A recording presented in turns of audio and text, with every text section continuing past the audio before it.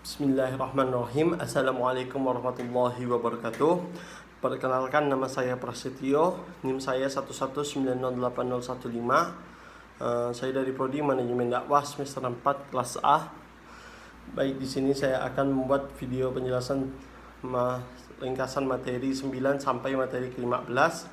Saya membuat video ini untuk menyelesaikan ujian akhir semester pada mata kuliah perbandingan mazhab yang dosen pengampunya yaitu Bapak Miskari LC/MHI.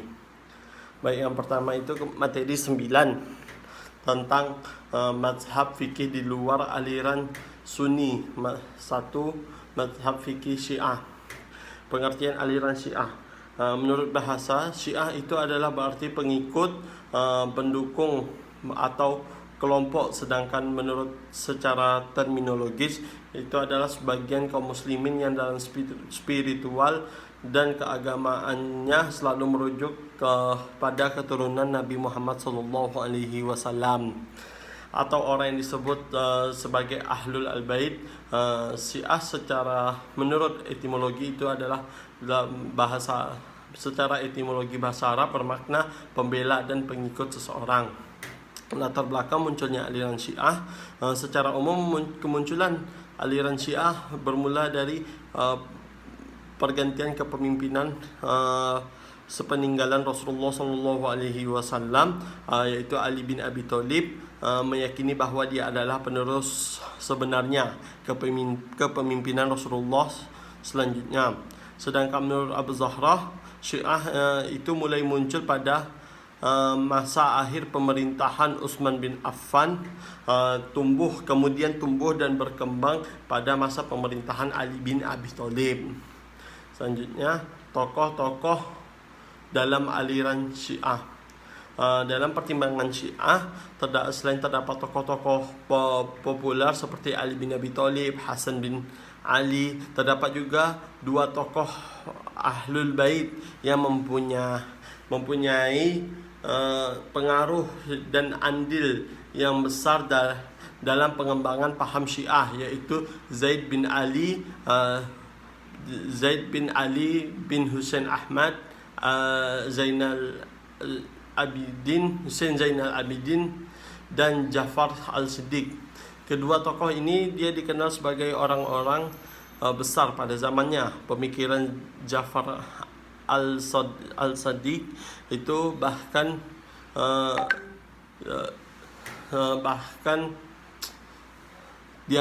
dianggap sebagai cikal bakal ilmu fikih dan usul fikih, karena keempat tokoh utama fikih Islam yaitu Imam Hanifah, Imam Malik, Imam Syafi'i dan Imam Hambal secara langsung atau tidak langsung pernah menimba ilmu darinya.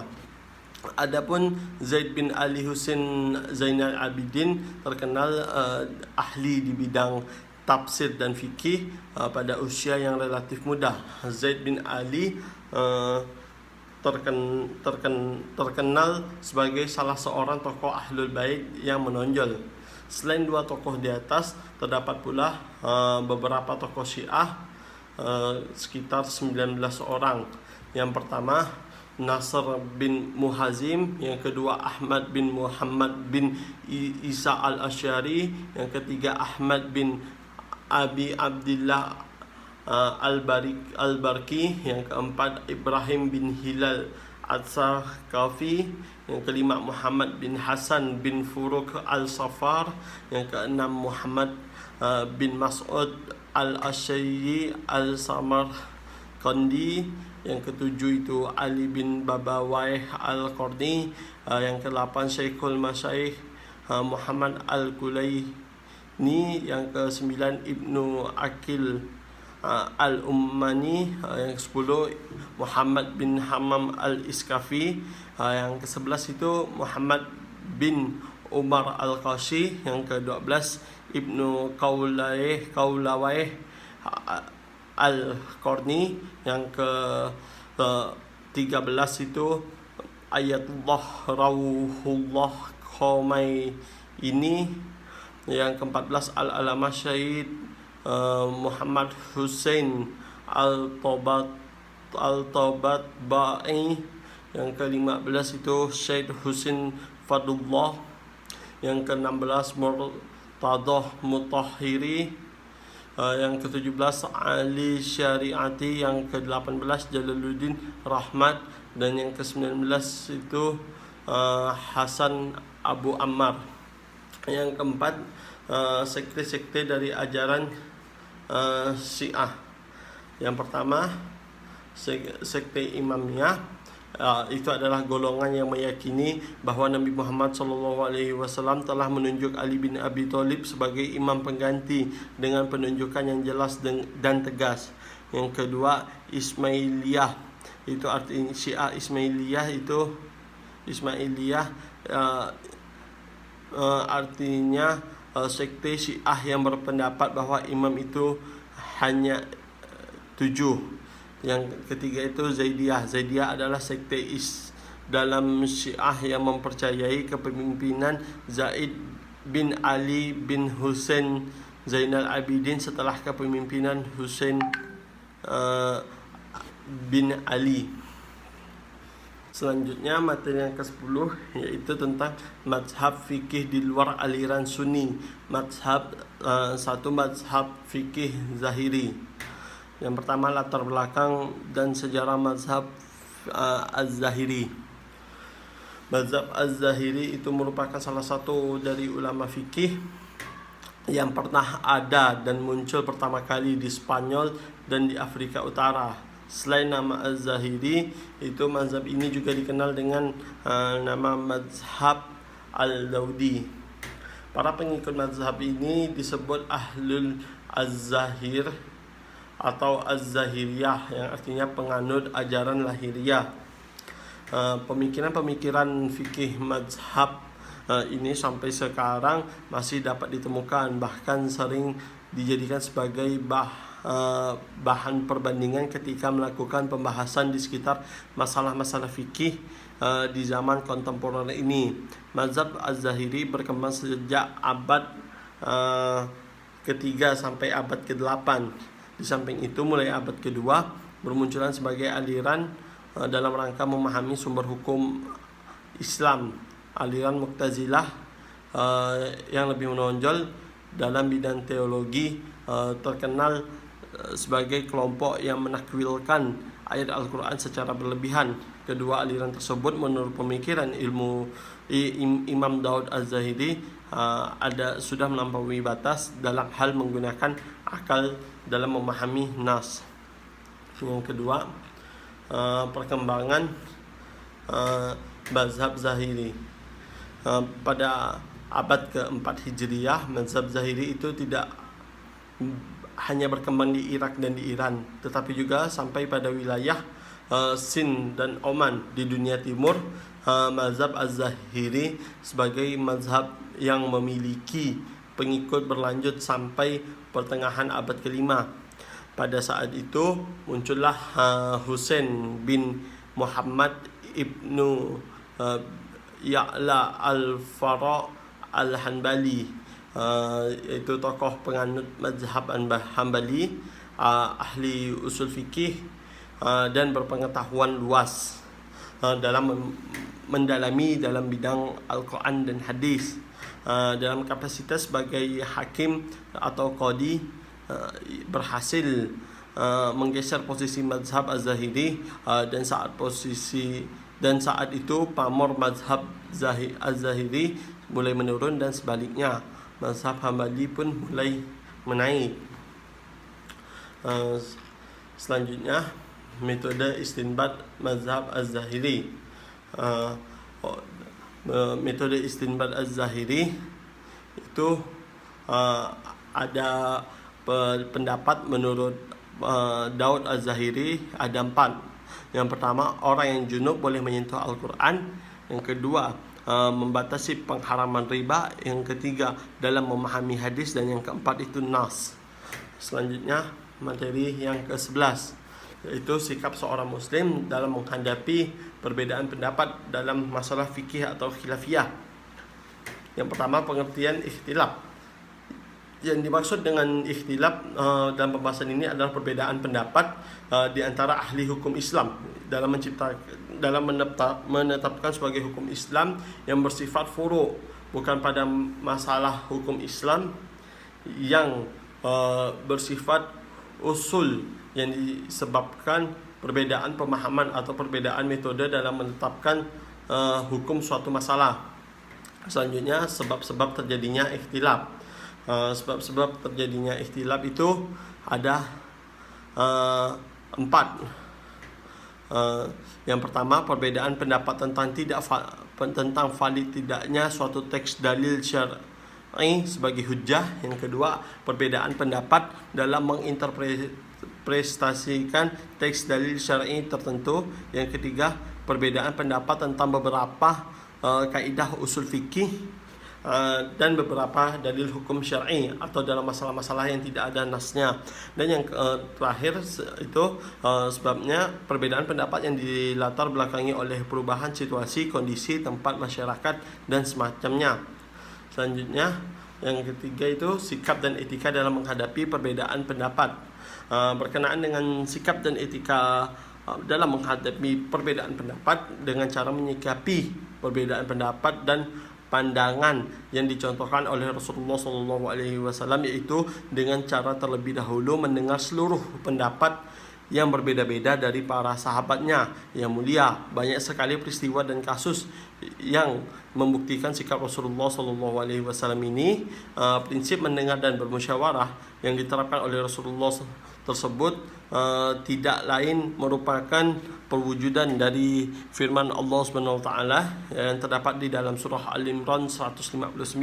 Begitu, dan juga terdapat juga dalam surah Al-Syura ayat 38. Dari berbagai keterangan dan sejarah perkembangan hukum Islam menunjukkan bahwa perbedaan pendapat semenjak masa Nabi Muhammad SAW, masa sahabat, tabi'in sampai ke masa imam mazhab terus berlangsung, tetapi dalam suasana yang harmonis, saling menghargai, saling memuji dan saling toleransi. Selanjutnya materi ke-12, yaitu praktek perbandingan mazhab dalam masalah wudu menurut mazhab yang 4. Yang pertama, pengertian wudu. Pengertian wudu itu adalah menggunakan air yang suci pada anggota badan, yaitu muka, kedua tangan, kepala dan kedua kaki dengan cara-cara tertentu yang telah ditentukan oleh syara'. Fardu wudu menurut ulama mazhab. Yang pertama, menurut ulama mazhab Hanafi.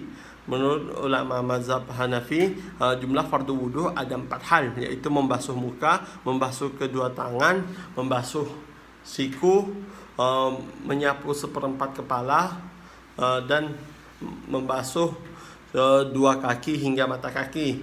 Sedangkan sunnah-sunnah wudu yaitu ada 8. Yang pertama, membasuh kedua tangan sampai ke pergelangan tangan sebanyak 3 kali sebelum mencelupkan tangannya ke dalam wadah air bagi yang baru bangun tidur. Yang kedua, membaca tasmiyah di awal wudu. Yang ketiga, bersiwak. Yang keempat, madlah. Yang kelima, istinsyak. Yang keenam itu mengusap seluruh kepala dan kedua telinga dengan satu usapan air. Yang ketujuh, tahlil jenggot dan ruas jari. Dan yang terakhir ke-8 itu membasuh 3 kali. Itu menurut mazhab Hanafi. Sedangkan menurut mazhab Maliki, jumlah fardu wudu ada 7. Yang pertama, niat. Yang kedua, membasuh muka. Yang ketiga, membasuh 2 tangan hingga siku. Yang keempat, yang ketiga tadi, yang keempat menyapu seluruh kepala. Yang kelima, membasuh 2 kaki hingga mata kaki. Yang keenam, segera atau mualat. Dan yang ketujuh itu menggosok-gosok anggota yang dibasuh. Sedangkan sunnah-sunnah wudu di dalam mazhab Maliki itu ada 8 juga. Yang pertama, membasuh kedua tangan sampai pergelangan. 2, madah. Yang ketiga, istinsyak. Yang keempat, istinsar, yaitu membuang air yang dimasukkan ke dalam hidung. Dan yang kelima, mengusap kepala dengan membalikannya dari belakang. Dan yang keenam itu mengusap sisi luar dan dalam dari telinga. Yang ketujuh, mengusap telinga dengan air yang baru. Dan yang kedelapan itu tertib. Selanjutnya, menurut mazhab Syafi'i, jumlah fardu wudu ada 6 hal. Yang pertama, niat. Yang kedua, membasuh muka. Yang ketiga, membasuh kedua tangan hingga siku. Yang keempat, menyapu sebagian kepala. Yang kelima, membasuh kedua kaki hingga mata kaki. Dan yang keenam, tertib. Adapun sunah-sunahnya dalam mazhab Syafi'i ada 10. Yang pertama, tasmiyah. Yang kedua, membasuh kedua telapak tangan sebelum memasukkannya ke dalam wadah air. Yang ketiga, madmadah. Yang keempat, istinsyak. Yang kelima, membasuh sisi dalam dan luar telinga dengan air yang baru. Yang keenam, tahlil jenggot dan yang tebal. Yang ketujuh, tahlil ruas-ruas jari dan jari-jari tangan dan kaki. Yang kedelapan, mendahulukan anggota tubuh yang kanan atas yang kiri. Yang kesembilan, melakukan wudu sebanyak 3 kali. Dan yang ke-10 itu muwalah. Selanjutnya, yang keempat, menurut mazhab Hambali itu bahwa jumlah fardu wudu itu ada 6 hal, yaitu membasuh muka, membasuh kedua tangan hingga siku, menyapu seluruh kepala, membasuh kedua kaki hingga mata kaki, tertib berurutan, dan mualat atau segera. Adapun sunnah wudu dalam mazhab Hambali itu ada 18. Yang pertama, menghadap kiblat. Yang kedua, bersiwak. Yang ketiga, membasuh telapak tangan 3 kali. Yang keempat, mendahulukan madah dan istinsyak sebelum membasuh wajah. Yang kelima, memperbanyak hirupan air dalam madah dan istinsyak, kecuali bagi orang yang berpuasa. Yang keenam, menekan anggota wudu yang dibasuh. Yang ketujuh, memperbanyak basuhan di wajah hingga sisi luar dan dalam. Yang kedelapan, tahlil jenggot yang tebal. Yang kesembilan itu tahlil ruas-ruas jari. Yang ke-10, membasuh telinga dengan air yang baru. Yang ke-11, mendahulukan anggota wudu yang kanan atas kiri. Yang ke-12, melebihkan wilayah basuh. Yang ke-13, basuhan kedua dan ketiga. Yang ke-16 itu membaca, yang ke-14 itu senantiasa berniat hingga wudhu selesai. Yang ke-15 berniat saat membasuh telapak tangan. Yang ke-16 membaca niat secara sir. 17 membaca 2 kalimat syahadat setelah berwudhu dan menghadapkan wajah ke langit. Dan yang ke-18 itu mandiri dan berwudhu tanpa bantuan orang lain. Selanjutnya, materi yang ke-13 yaitu tentang praktek perbandingan mazhab dalam masalah solat menurut 4 mazhab. Dalam rukun-rukun solat itu seperti syarat solat yang harus dilakukan dan dipenuhi. Hanya saja syarat dilaksanakan sebelum solat dan berlanjut hingga akhir solat, seperti suci dan hadas dan menutup aurat. Adapun rukun itu adalah yang harus dilaksanakan dalam solat, seperti rukuk dan sujud. Rukun-rukun solat menurut 4 mazhab. Menurut mazhab Hanafi itu ada 18. Yang pertama, membaca takbir ketika permulaan solat. Yang kedua, membaca Al-Fatihah. Yang ketiga, membaca surat atau ayat Al-Quran setelah Al-Fatihah.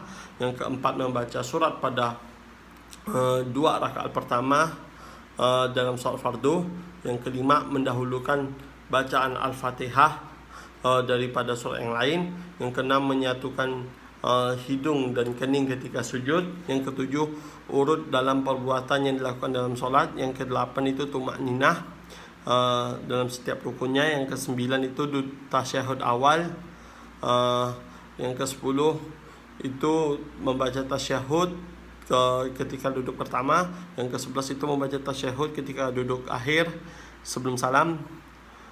Yang ke-12 itu bergegas bangkit ke rakaat ketiga setelah tasyahud awal. Yang ke-13 itu mengucapkan assalam tanpa alaikum 2 kali pada akhir solat dan menoleh kanan dan ke kiri. Yang ke-14 mengeraskan suara bagi imam pada 2 rakaat salat subuh dan 2 rakaat di dalam salat maghrib dan isya. Yang ke-15 membaca pelan bagi imam atau makmum pada salat zuhur dan asar selain 2 rakaat maghrib dan isya. Yang ke-16 membaca doa kunut setelah dalam salat witir. Yang ke-17 takbir dalam salat id. Yang ke-18 diam dan mendengarkan imam dalam salat berjamaah. Adapun mazhab Maliki itu ada 14 rukun salatnya. Yang pertama niat, kedua takbiratul ihram, yang ketiga berdiri ketika fardu, yang keempat itu membaca surah Al-Fatihah, yang kelima membaca Al-Fatihah dengan berdiri, yang keenam itu ruku, 7 bangkit dari ruku, 8 sujud, 9 duduk di antara 2 sujud, 10 salam, 11 duduk ketika salam, 12 tumaknina, 13 i'tidal dan dari ruku dan sujud, yang ke-14 itu tertib. Adapun menurut mazhab Syafi'i itu ada 13, yaitu niat, takbiratul ihram, berdiri dalam salat fardu bagi yang mampu, membaca Al-Quran, ruku, i'tidal dalam posisi berdiri, dan tumakninah, duduk di antara 2 sujud, dan tumakninah, tasyahud, duduk ketika tasyahud, membaca selawat kepada Nabi, salam, urut, dan tertib di dalam setiap rukunnya. Dan yang terakhir itu menurut mazhab Hambali. Menurut mazhab Hambali itu ada 14. Yang pertama takbiratul ihram, berdiri dalam solat fardu sesuai kemampuan, membaca Al-Fatihah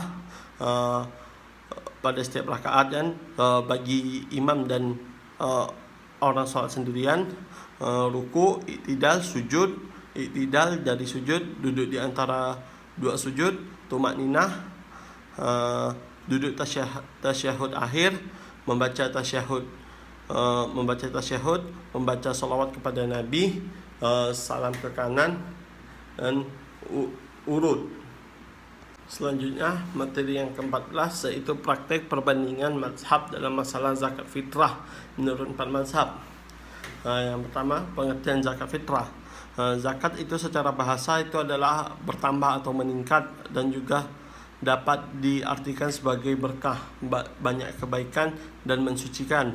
Sedangkan zakat secara syara adalah nama harta tertentu dikeluarkan dari harta yang tertentu dengan cara-cara tertentu dan diberikan kepada golongan yang tertentu pula. Adapun makna fitrah adalah merujuk pada keadaan manusia saat baru diciptakan atau khilqah. Dari segi bahasa itu zakat fitrah itu berasal dari kata zakah yang mempunyai artinya berkah, tumbuh, bersih, suci, dan baik. Selanjutnya zakat fitrah itu juga dapat disebut zakat puasa atau zakat yang sebab. Dasar hukum zakat fitrah itu adalah wajib bagi semua mazhab. Yang ketiga itu selanjutnya orang-orang yang diwajibkan membayar zakat fitrah. Zakat fitrah bagi kaum muslimin baik itu laki-laki maupun perempuan itu diwajibkan bagi seseorang yang memenuhi beberapa syarat. Yang pertama itu Islam, yang kedua lahir sebelum terbenamnya matahari pada hari berakhirnya bulan Ramadan, yang ketiga itu mempunyai kelebihan harta dari keperluan makanan untuk dirinya sendiri dan untuk yang wajib dinafkahinya pada malam hari raya dan siang harinya. Yang selanjutnya yaitu kadar zakat fitrah dan waktu pembayarannya, yaitu pertama hendaknya membayar zakat fitrah dibagikan kepada semua mustahik. Yang kedua, ketika diperkirakan ada dalam semua mustahik itu, maka tidak wajib mempersamakan antara semua sasaran dan dalam pemberiannya. Itu semua hanya tergantung pada jumlah dan kebutuhannya.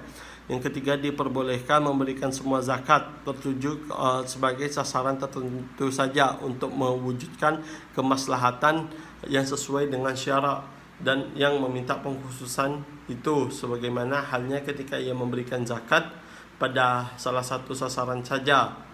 Yang keempat itu, hendaknya golongan fakir miskin adalah sasaran yang pertama yang harus wajib menerima zakat, karena memberi kecukupan pada mereka merupakan tujuan utama bagi zakat. Dan yang kelima itu, kriteria yang boleh menerima zakat fitrah. Orang-orang yang berhak menerima zakat fitrah itu yang pertama, dalam pembagian zakat fitrah itu di kalangan utama tentang siapa saja yang berhak menerima zakat fitrah. Ada beberapa pendapat yang berbeda dalam persoalan ini. Pendapat yang mewajibkan dibagikan pada asnaf yang 8 secara merata. Pendapat ini berasal dari golongan Imam Syafi'i. Mereka berpendapat bahwa wajib menyerahkan zakat fitrah kepada golongan yang tercantum pada surah At-Taubah ayat 60. Yang selanjutnya, orang-orang yang tidak berhak menerima zakat fitrah. Yang pertama itu, orang kaya dengan harta atau kaya dengan usaha dan penghasilannya. Yang kedua, keturunan Rasulullah SAW. Yang ketiga, orang dalam tanggungan yang berzakat. Artinya itu orang yang berzakat tidak memberikan zakatnya kepada orang dalam tanggungannya dengan nama fakir atau miskin, sedangkan mereka mendapat nafkah yang mencukupi. Dan yang keempat itu, orang yang tidak beragama Islam. Itu sangat tidak dibolehkan, sangat tidak berhak.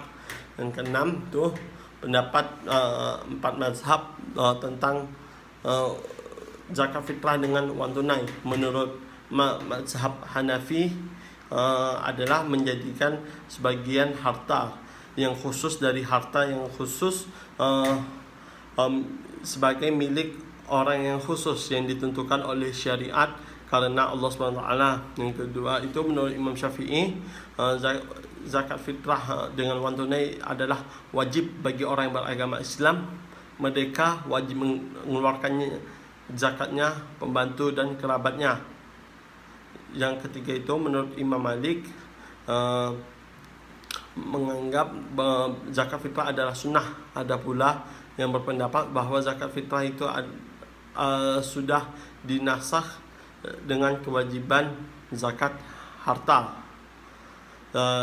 Sedangkan menurut mazhab Hambali, zakat fitrah adalah wajib dengan terbenamnya matahari pada malam hari raya fitrah bagi setiap muslim yang menjumpakan bahan makanannya dan makan keluarganya pada hari raya dan malam harinya dalam keadaan lebih.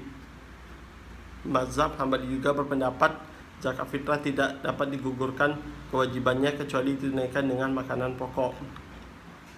Selanjutnya, materi ke-15 tentang praktik perbandingan mazhab dalam masalah jual beli menurut mazhab yang 4. Praktik perbandingan mazhab menurut ulama Hanafi itu melalui ijab atau ungkapan membeli dan pembeli, dan qabul artinya artinya pernyataan menjual dan penjual, atau juga boleh melalui saling memberikan barang dan harga dari penjual dan pembeli. Definisi lain itu menurut ulama Hanabilah itu jual beli adalah saling menukar harta dengan harta dalam bentuk pemindahan milik dan pemilikan. Sedangkan menurut Imam Nawawi dalam kitab Al-Majmu', penukaran harta dengan maksud untuk memiliki.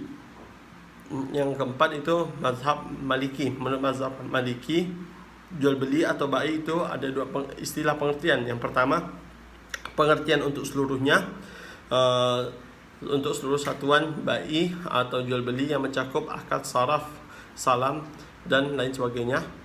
Dan yang kedua itu pengertian untuk satu satuan dari beberapa satuan, yaitu sesuatu yang dipahamkan dari lafal ba'i secara mutlak menurut uruf atau adat kebiasaan. Selanjutnya, menurut mazhab Syafi'i, ulama mazhab Syafi'i itu mendefinisikan bahwa jual beli menurut syara ialah akad dengan harta dengan cara tertentu.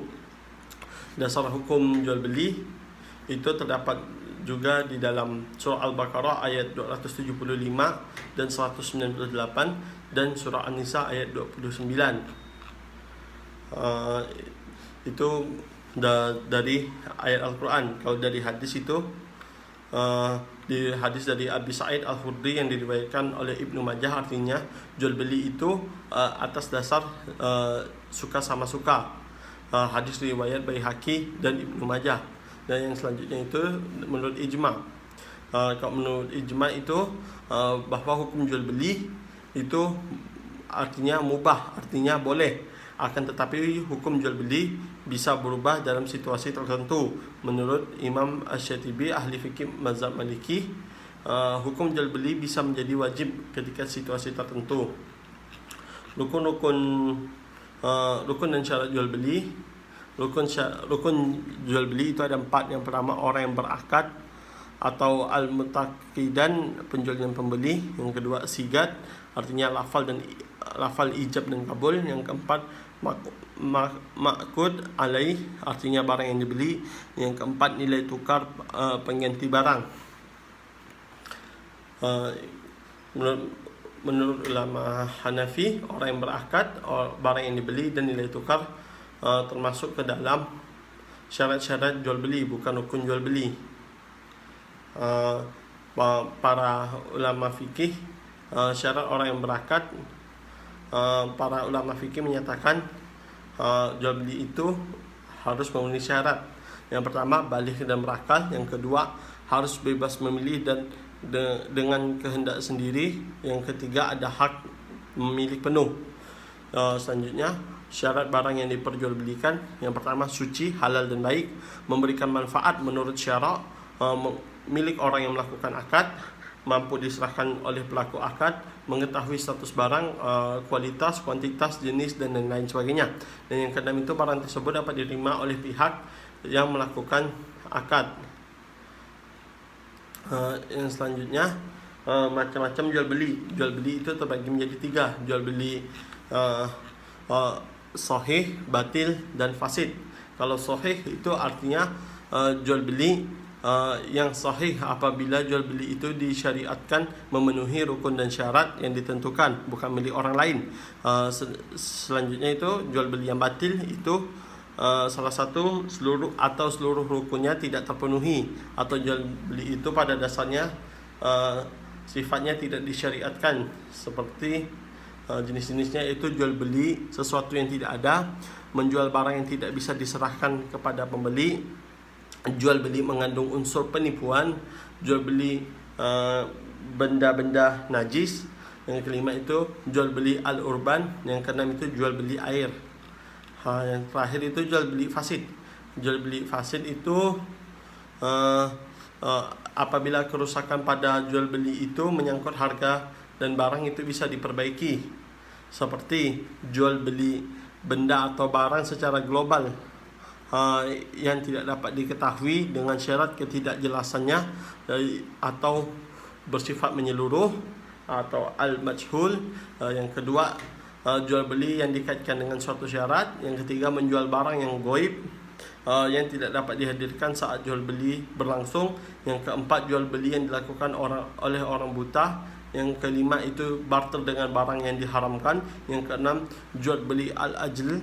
Yang ketujuh itu jual beli anggur dan buah-buahan lain untuk tujuan pembuatan khamar.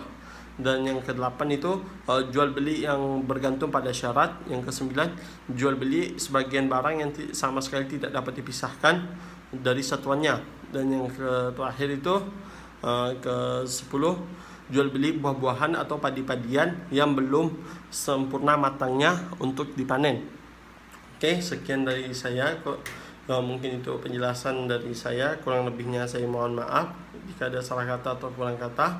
Saya ucapkan terima kasih. Assalamualaikum warahmatullahi wabarakatuh.